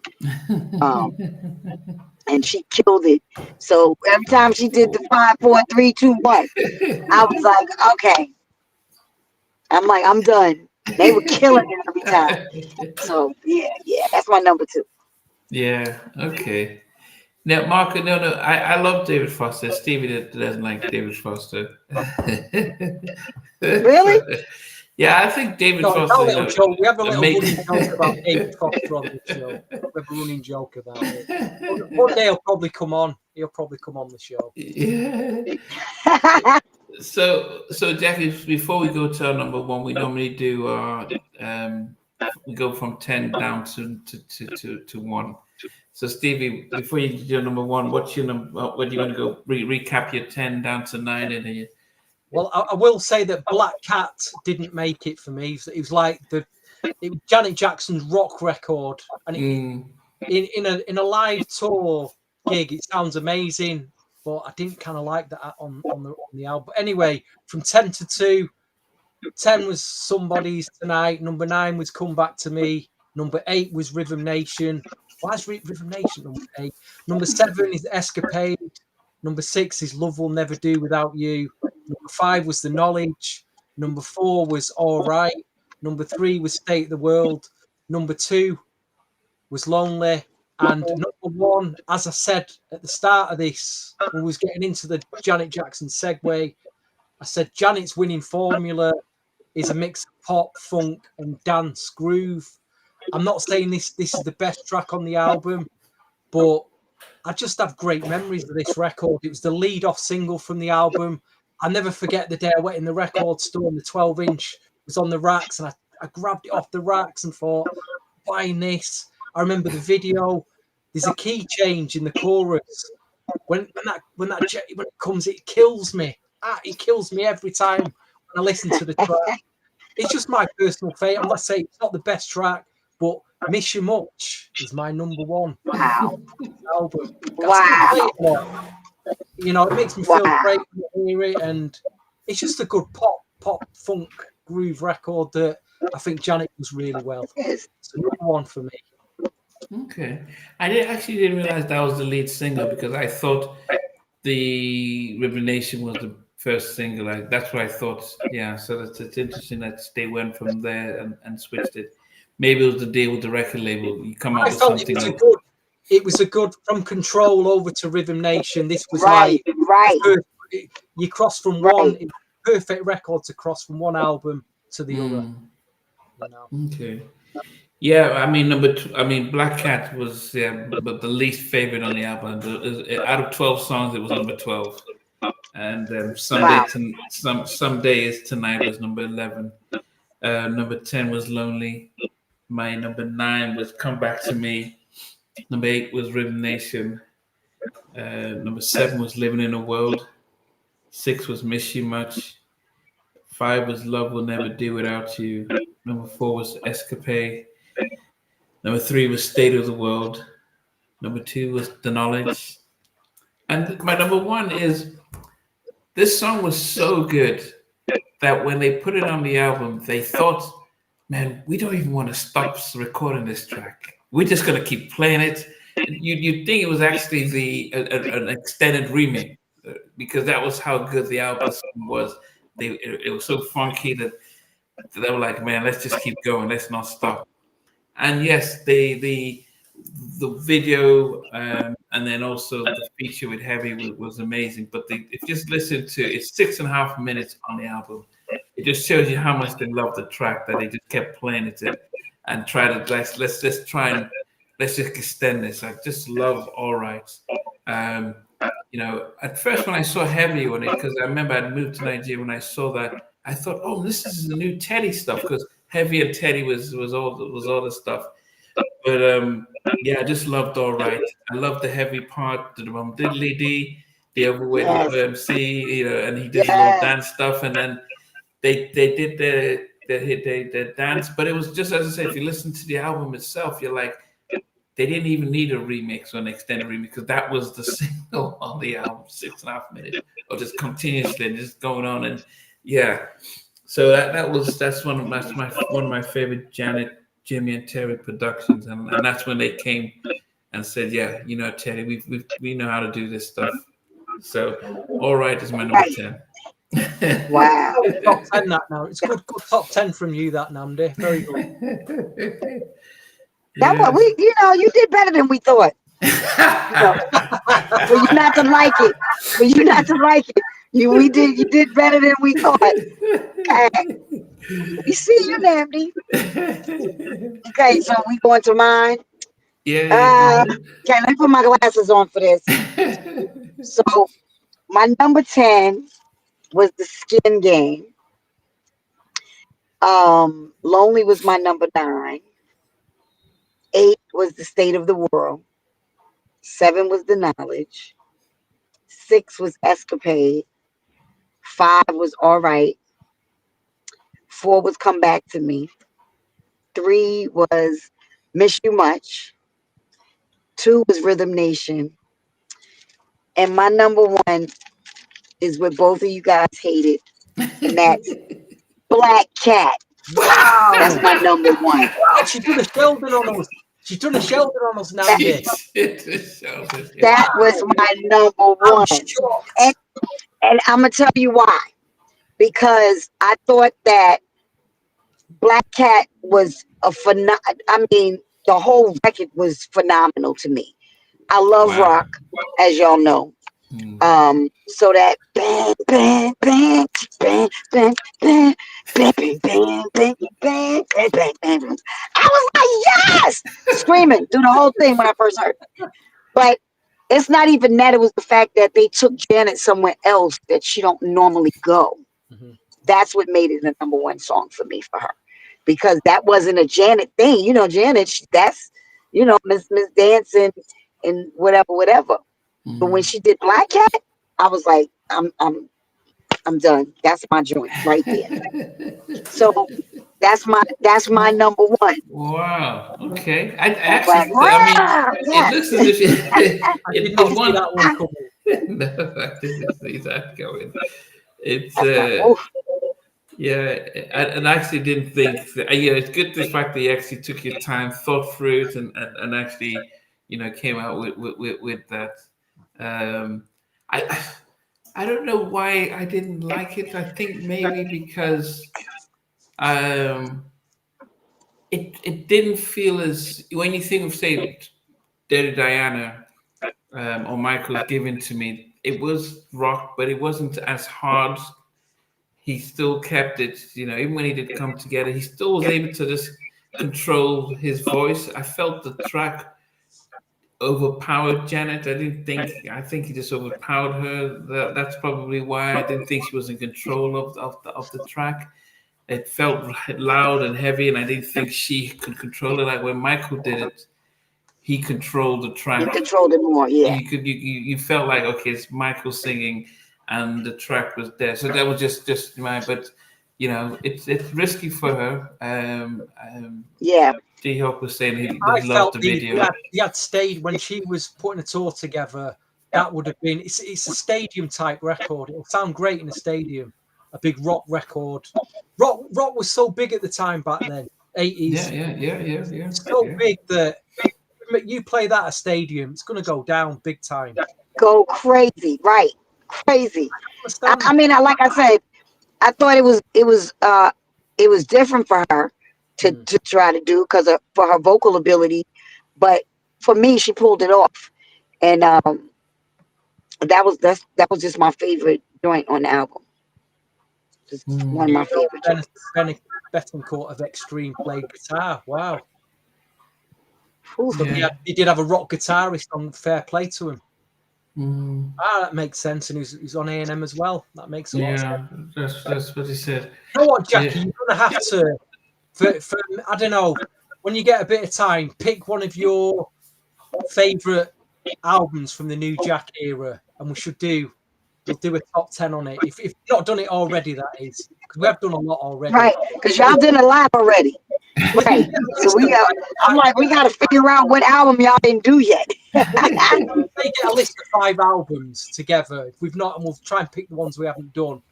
And we'll have to get you back on. You know, Well, have y'all done any Keith Sweat albums? We haven't done the second one or the third one.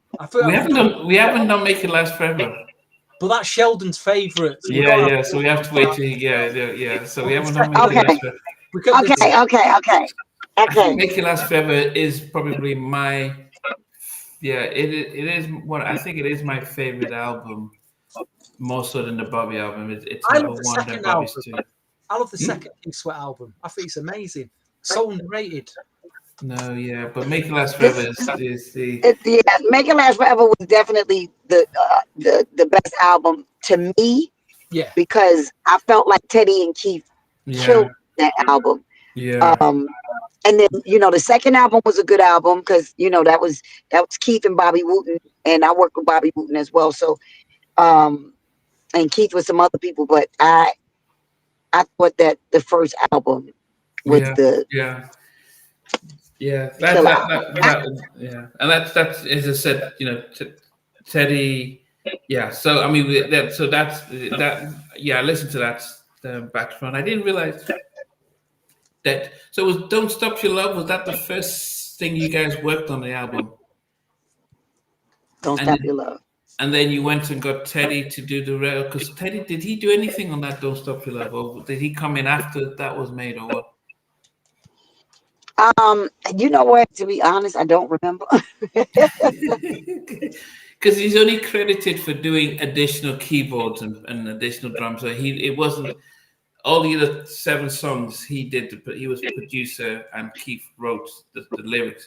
But Don't Stop Your Love, he was only credited for doing additional production and drumming. So I do wonder if No, but I was there when Teddy was working on Don't Stop Your Love. I wasn't there when who did Don't Stop Your Love? It said, does it say Fred McFarlane or who does it say? Don't Stop Your Love. No, it's a Teddy track, isn't it? No, it wasn't. It wasn't. I thought Don't Stop Your Love. I mean, no, it I wasn't thought Don't Teddy. Stop Your Love was It wasn't. It wasn't Teddy. It was. I'll look at it here. But Teddy comes in to do. He comes in to do additional. So let me see credits. It was Keith Sweat, and it was Freddie McFarlane and Fred McFarlane. Yeah. They do drumming, and then keyboards was Fred McFarlane and Teddy. Okay. But all the So other tracks, I was Teddy there. did keyboards and production. Yeah, I was there when Teddy came to play on Don't Stop Your Love. And what's crazy is I knew Fred McFarlane very well and never knew that Fred McFarlane was even on that song. Like, I never read credits to nothing. I never knew that Fred McFarlane was on that song. That's why I was like, was Fred McFarlane, did he write some of that? Because when I did my vocals, Teddy was there. Okay. So I always thought that it was Teddy and Keith. I didn't even know that Fred McFarlane was Here's one, Jack. on that one. Here's what I've just thought about that you featured on, and I know you know the guy as well, and I'd love to get him on the podcast. Free Men Touch. Oh, that's my boo. That's my baby. That's my brother. The album. Yeah. Get him on to do that album. Yeah. Oh no, y'all got him. All I gotta do is hit him up. Gotta get come on there with y'all. Yeah, y'all would love Free and Eric are some good dudes. That's my brothers. I love them. You know, they I think they were bigger overseas than they were in the States. Who are these? Who's this? In Touch. In Touch. Oh, In Touch. Okay. Yeah, I think they were bigger over there than they were here. But their songs did really good here. Yeah, I'll put y'all with them. Okay. We're free.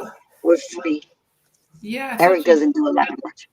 Okay. No, go ahead. I'm sorry. Yeah, no, I think what happened with Don't Stop Your Love, I think they started it and it didn't test well, and they probably got Teddy to do the remix of it, and probably who called you to do the background on Don't Stop Your Love? Was it Keith? That's when I first came. It was Keith, because when I first came into the studio, when Keith told me he was working on a record, and he asked me to come to the studio. When I finally got to the studio, it was Don't Stop Your Love that we were working on, and Teddy was there. So I was like, "What you doing here?"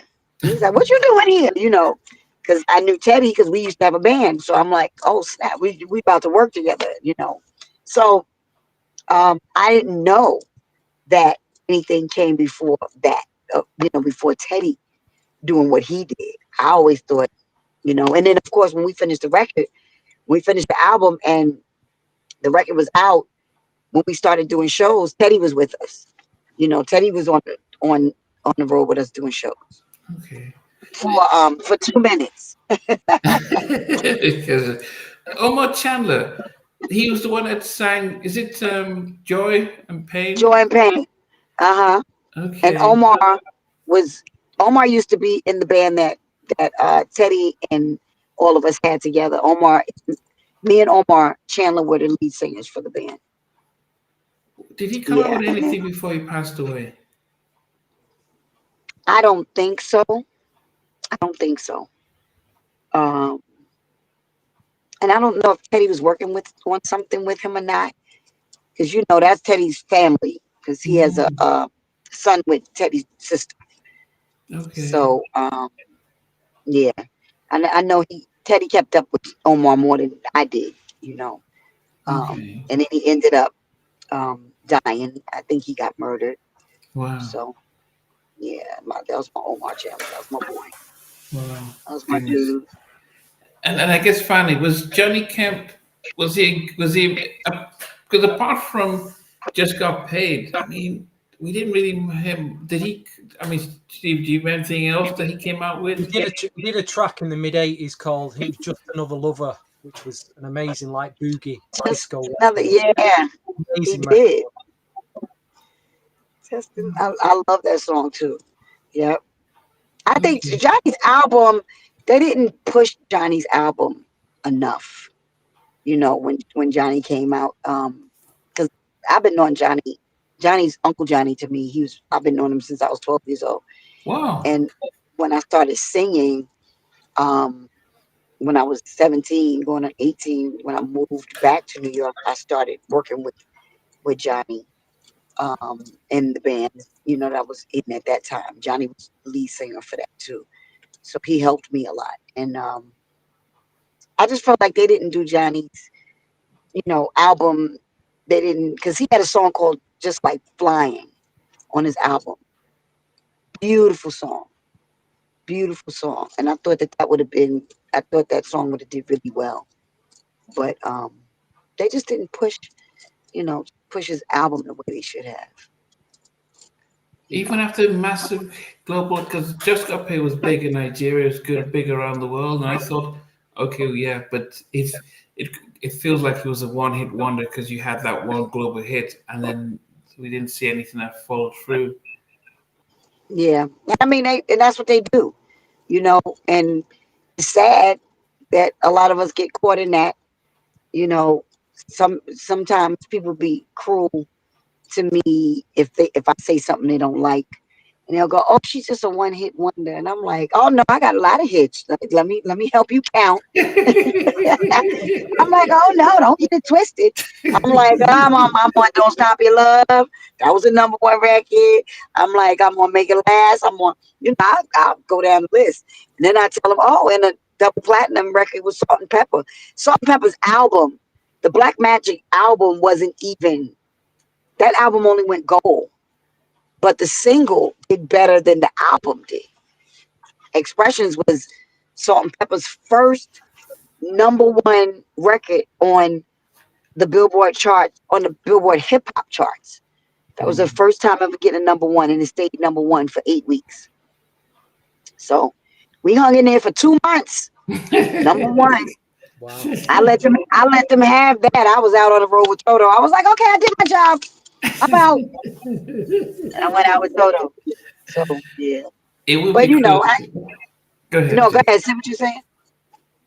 No, No, go ahead. Go ahead, man. I was gonna say that it would never be fair if you did a top 10 one-hit wonders, because Oh my gosh. yeah, because it would be, I because put people might myself in it. perceive one-hit wonders like a Johnny Kemp or Mark Morrison, like, okay, they had this one big hit and then disappeared, but we just don't, but then it does the service, because if they have follow-up singles that did well but didn't really, um, yeah, yeah. I mean, But because it it's wouldn't be their fault. Wouldn't just be their fault. Labels, no, it is. And I mean, like that's like Junior that did Mama used to say. That was my dude. Like we were friends. I haven't seen him in years. But we became friends back in the day. And that was my joint. Like that was fire. I don't know how well he did overseas, but Mama used to say was really the only one that really blew up, blew up. I think he had a few more that people liked. Um, but I think it's unfair. I mean, we could do a show.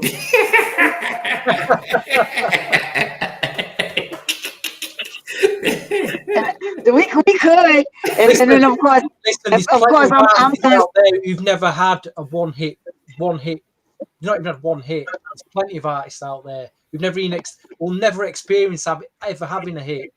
They might right, make and great records, make some great albums, but nothing hits. that's right. You're right, Stevie.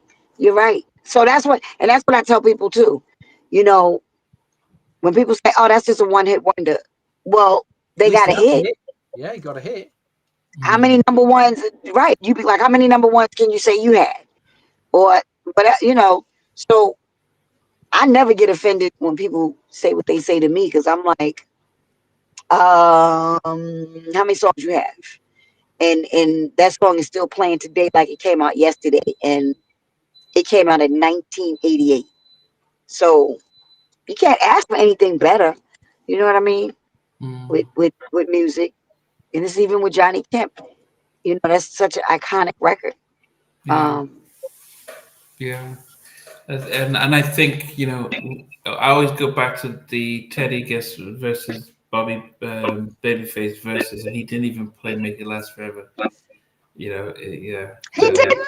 I didn't even pay any attention. I Nah, thought he did. he started off with Jay Z, "City's Mine." He did SWV "Right Here" remake, not Human Nature remake. He did Foxy Brown. He did Janet, "I Get So Lonely." He did remakes, and Babyface was even teasing him. I thought that was a Jimmy and Terry record and stuff. And he played "Deep" by Blackstreet. It was like he could have, if he had just done "Just Got Paid," if he had done, I Wanna, if he just hit those big tracks like that, Babyface would have just been scrambling with ballads that people would have just laughed it off with. Yeah, Yep. it was a mistake. River Mandel was actually doing. Um, does Jackie like gospel? Because there's a young lady that sings "I Am God" by Donna Lawrence. Reminds me of Jackie. I don't know if you know any. Do I like gospel? Yeah, I they love mentioned gospel music. there's a young lady that sings "I Am God" by Donna. By Donald Uh, Lawrence. yeah, have you heard? Okay, yeah, she said that just yeah. Wow. I know I don't know. I don't know the song. But I love gospel. And I do of course know who Donald Lawrence is.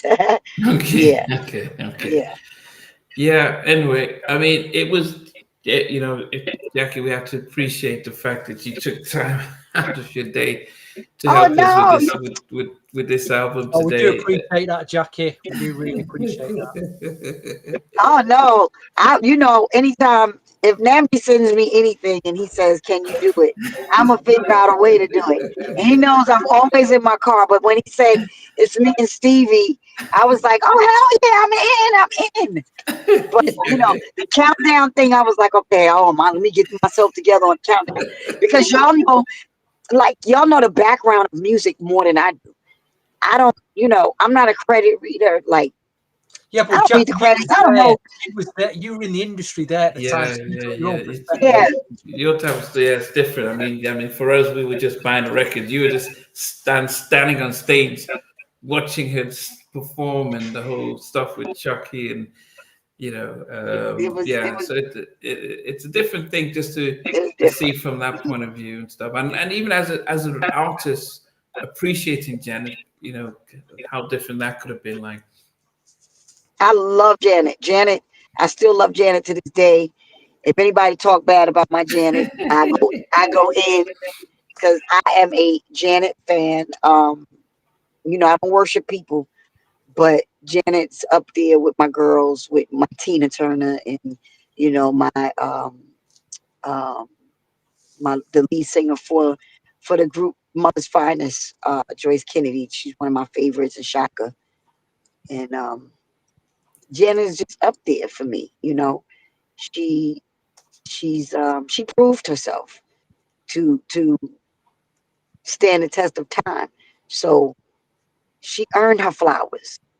When these little young girls out here, they want to booty dance and they dropping it, twerking. I'm like, what the hell is that? That's nothing. Janet is up there like, they're like, oh my gosh, she's not that's Janet Jackson. She old. She's old, but she tearing that damn stage up. She's dancing around that stage at 58 years old, like she's 35. So I fight for my Janet. I fight for her. Yeah, and I don't know if if she still gets the credit. I mean, they start, because people's memories are short. They think about, okay, I look at Beyonce, but they're thinking, well, when Janet was at her prime, she was doing things. She was competing against, she wasn't compared to other females. She was competing against the males out there. It wasn't like, okay, Right.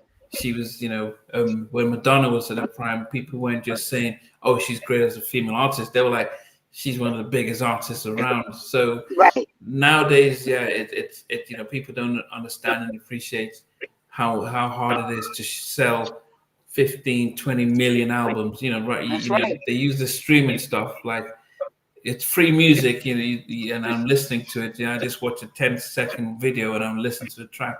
Back then, you had to buy the album. You had to go to the store. Here's my $17, and that's for That's Michael right. Jackson to sell 100 million albums worldwide. I remember in Nigeria, we That's bought the album, the tape. And we cassette tapes. played it, and when it broke, we went back and bought a new one. I mean, that's how Right. artists today just do streaming. You can't put those numbers up and count them as anything. It's And those they don't. I didn't mean to cut you off, Nambi, but they don't. They don't. Their music is nothing like these classic albums that were put out. You know what I mean? Like they're not putting out classic albums. no, They're not putting back. They're not putting stuff out that we want to play it like 10 years from now and say, "Oh, that was hot." yeah, Half of it we're gonna be like, "What the hell? What happened?" So and yeah, I'm not trying to take from any of them, but I just think it's just a whole clown show right now with music. It's who can twerk the best, and the lyrics is trash. And I don't care. I go up against any of them. I'm like, yeah, what? Yeah, I'm hood, dude. Yes, what? But I'm just saying, like, they don't have any classic anything. You know, so you got to yeah. go back to the classic. People that putting stuff out that's good music, like Layla Hathaway and um what's my girl? I love her voice. Not Vivian. I love Vivian Green, but I can see her face, but Vivian Green's name popped in my head. But it's um she had this song Feeling. I think she got a Grammy for it. She was heavy set and she lost weight and she's like really cute. Um you pick dun, dun, dun, dun, dun, dun, dun, dun, feeling. I don't know the words to nobody's song. Okay, it's Oh not gosh, what's her Jasmine name? Sawyer. It's not Jasmine Yes, Sullivan. Okay, yes, yes, Jasmine. okay, I love okay. her. Um, what's my other girl? I was just talking about her yesterday. Oh my gosh, I'm going blank. That's the 58 part of me. Um, but it's a lot. It's we still have artists, and even the male artists. We still have artists that are good and that are doing things and have great music. But the thing is, we don't have record labels. The Yeah, record labels don't. they've just been. I don't know if you guys have heard that Warner Brothers has just laid off almost a third of their staff, and a lot of I labels did. are doing the same. They're dropping artists because they're realizing it's just not worth investing in all of this. So, Real shame. It's a real shame that. well, because they were chasing trends, Yep. and that actually they realized that actually, and they were trying to catch kids who just use this TikTok stuff, and they weren't investing in artist development and real That's right. proper projects. You know, That's right. I mean, I can't tell you how many times I'm listening to albums from the '90s from start to finish because that's classic. But Right. What's her name? Beyonce came out with Cowboy Carter. I mean, I don't know how many people are keep listening to the tracks because once you're done with it, it's like okay, it's like I've used it now. Next, what's next? What's next? And I think those classic albums were about this is it, appreciate it and enjoy it and feast on it. Yeah, they're not doing that. Yeah.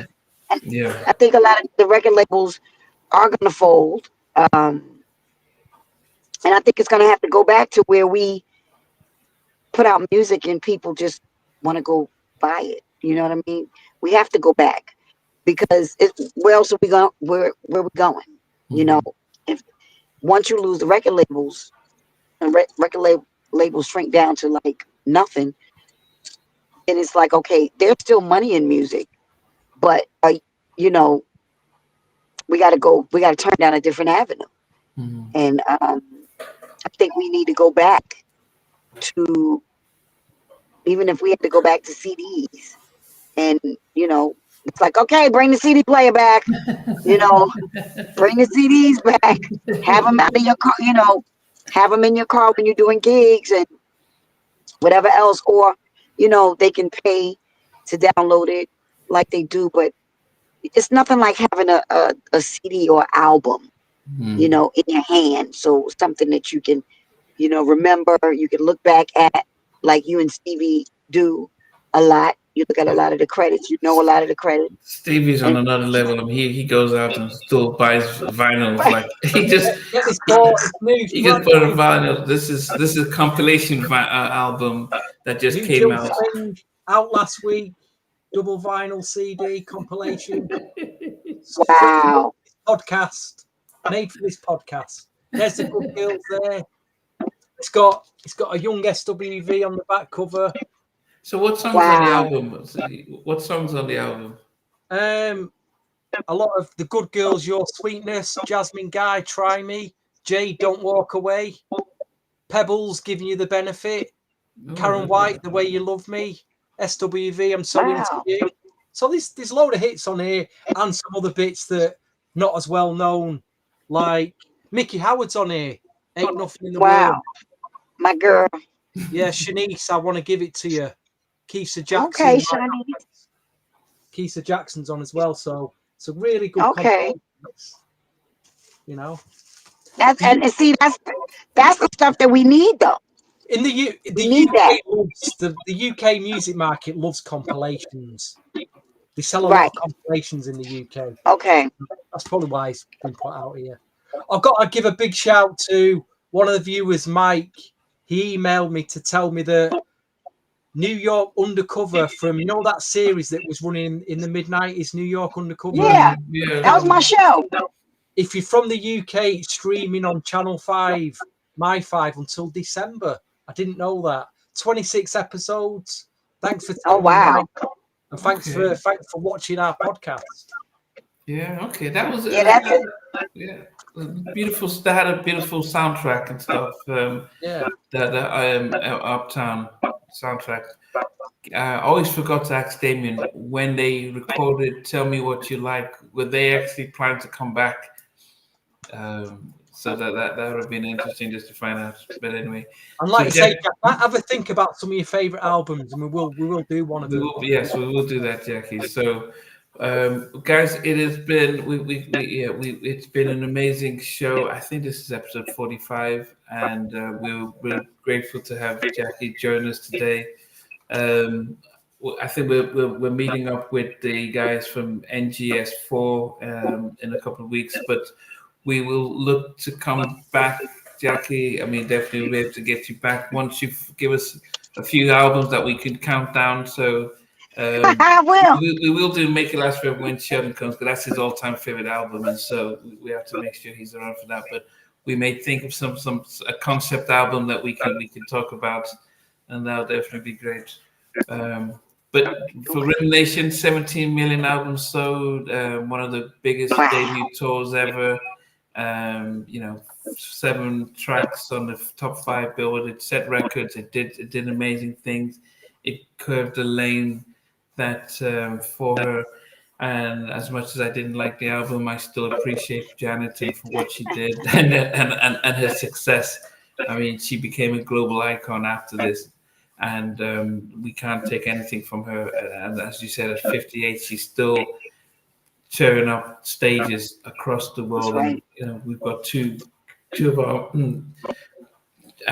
guys here who went to see her just a few days ago, and they still say she's really represented. So that's testament to Good. Janet for what she's done. So yeah. Anyway, any That's final words, good. Stevie? Before My final thoughts of the evening are to Jackie and to all the viewers. I miss you much, and good evening. That's a good one, Stevie. Good one, Stevie.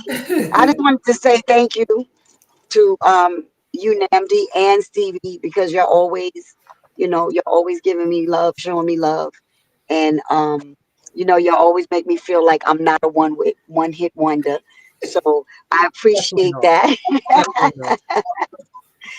I appreciate that. And anytime y'all need me, you already know. Just hit me up. I'm there. Oh, definitely. Most high willing. Yes. Okay.